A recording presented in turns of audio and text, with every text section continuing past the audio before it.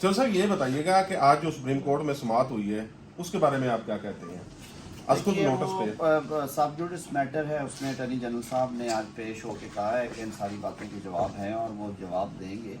बहुत सारी एग्जैजरेशन होती हैं जो कि प्रेस कॉन्फ्रेंसेस में और जलसों में की जा रही हैं। ज़ाहिर है उनकी बुनियाद के ऊपर तो कोई परसेप्शन नहीं बनाया जा सकता।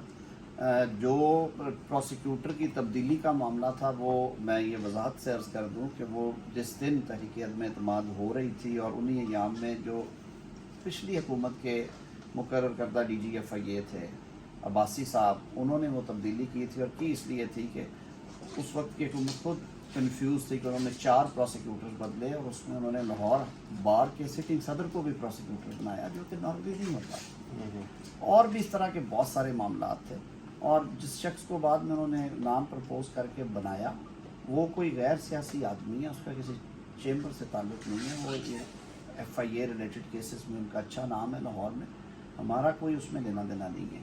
बाकी जो बातें पूछी गई हैं, कोई मुकदमा जो है उसकी तफ्तीश जो है वो ख़त्म नहीं की गई, कोई विड्रॉ नहीं किया गया, ना को किया जा रहा है। हाई प्रोफाइल केस मैंने पहले लाहौर में भी कहा था वकला के बहुत बड़े इज्तिमा में कि वज़ीर आज़म साहब कहते हैं कि वो अदालतों से मेरिट के ऊपर रिलीफ लेंगे और इंशाअल्लाह अज़ीज़ वज़ीर आज़म साहब 21 तारीख को FIA वाले केस में लाहौर की अदालत में पेश होने जा रहे हैं। बस थैंक यू।